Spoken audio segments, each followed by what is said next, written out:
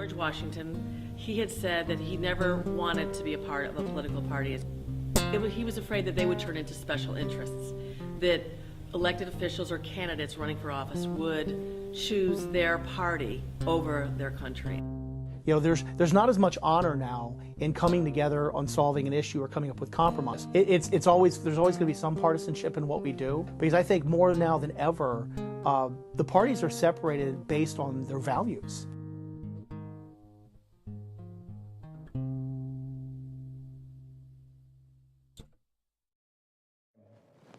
I will speak until I can no longer speak. I will speak as long as it takes until the alarm is sounded from coast to coast. In recent years, partisanship has been a roadblock on the path to progress.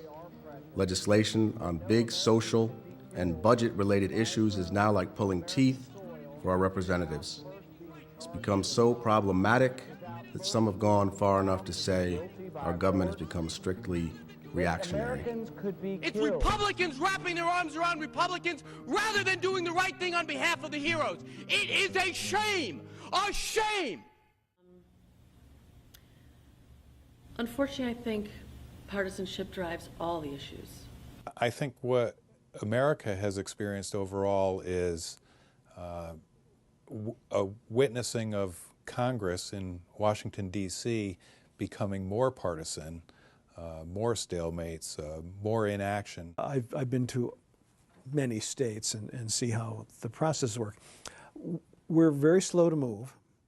We're designed so that things don't happen quickly. We're reactive, not proactive.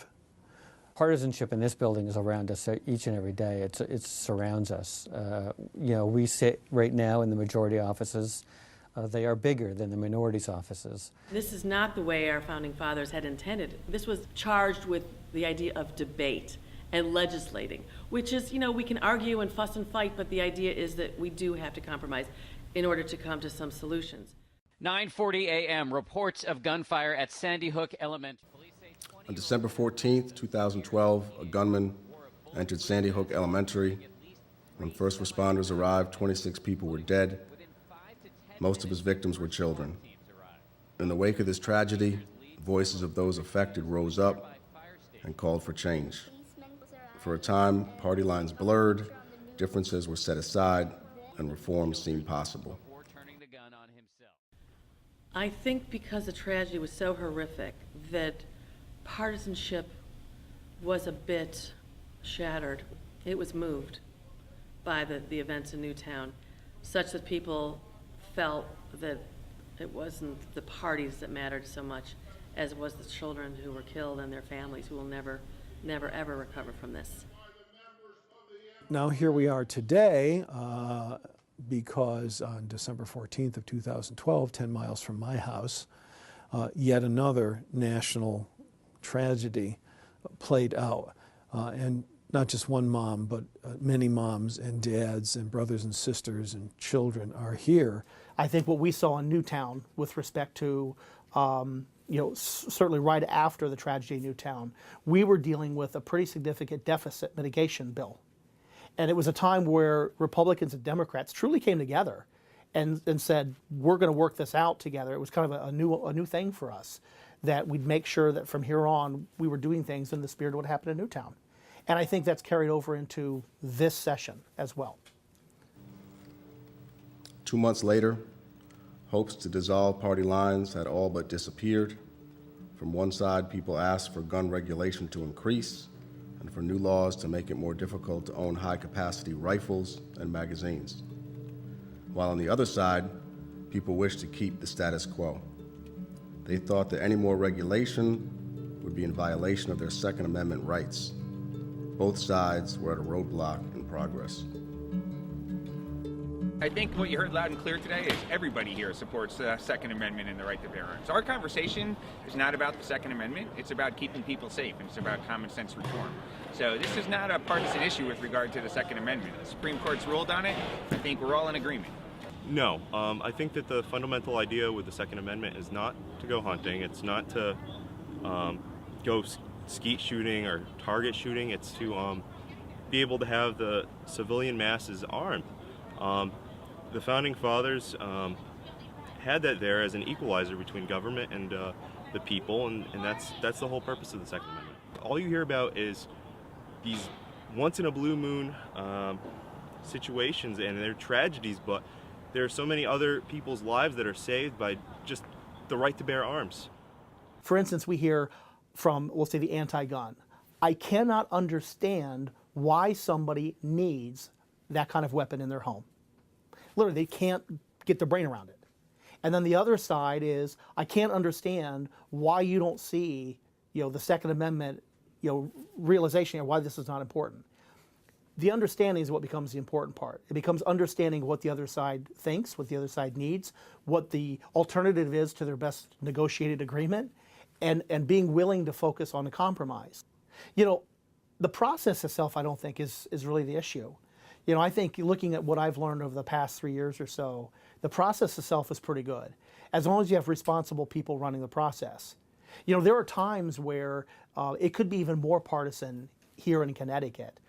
For instance, when we're talking about bills on the floor of the House, there could be some things that the Democrats could really slow down the Republicans' ability to comment on bills. I like to kind of joke, our deals are cut at the beginning, not at the end of the process between the House and the Senate. In hopes of finding common ground, Governor Daniel Malloy proposed a bipartisan committee that we made up of an even number of Republican and Democratic representatives.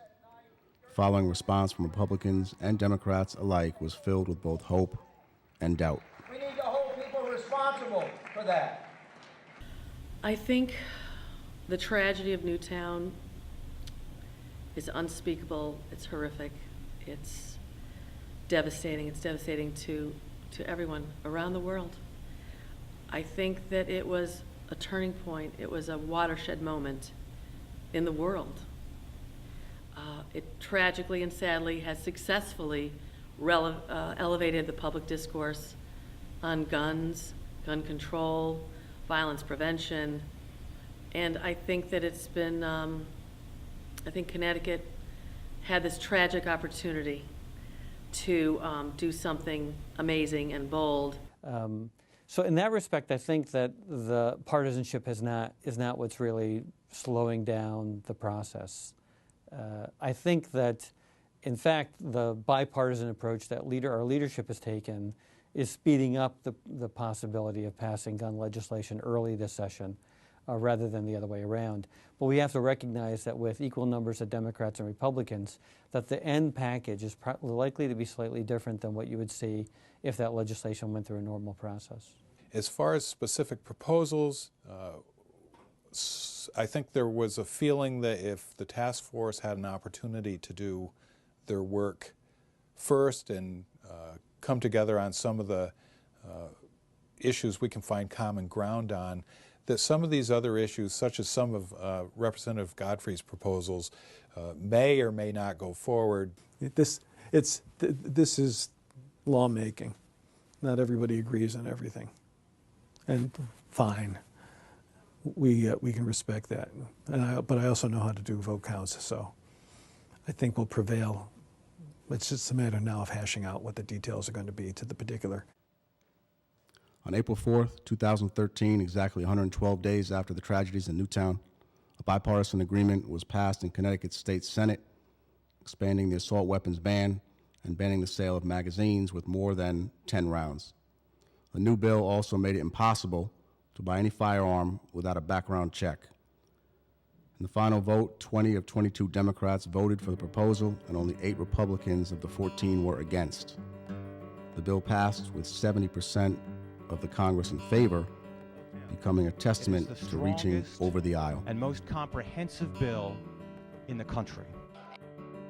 And liberals and Democrats traditionally have been people who have advocated for gun control. But it didn't matter here because the right and the left worked together and got something passed that was sensible gun control. What can I speak about? I mean, I don't think we're going to get it done at the federal level. People who have been pushing for new gun laws to curb gun violence just suffered a big blow, and those people include those over at the White House, including the president, who really pushed for new laws. The bipartisan compromise to expand background checks. But a similar on guns bill just proposing failed to expanded break a background checks Republican died in the filibuster U.S. vote Senate floor on April 17th. The vote fell 54 in favor, 46 against, just falling short of the 60 votes needed to pass it. Unlike the Connecticut General Assembly, the U.S. Congress failed to come to compromise and pass legislation that a majority of their constituents hoped to pass. We are not defeated, and we will not be defeated. We are here now. We will always be here because we have no other choice. We are not going away.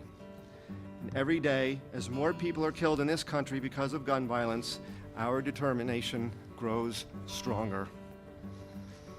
We leave Washington hoping that others, both here and across the country, will join us in making the Sandy Hook promise. A pledge that we had great hope that more U.S. senators would take literally. I'd like to end by repeating the words with which the Sandy Hook promise begins. Our hearts are broken. Our spirit is not. Congress is broken. We can't get anything done. This is a grave threat to our children, to our grandchildren, and we need to do something about it, and we need to do it now.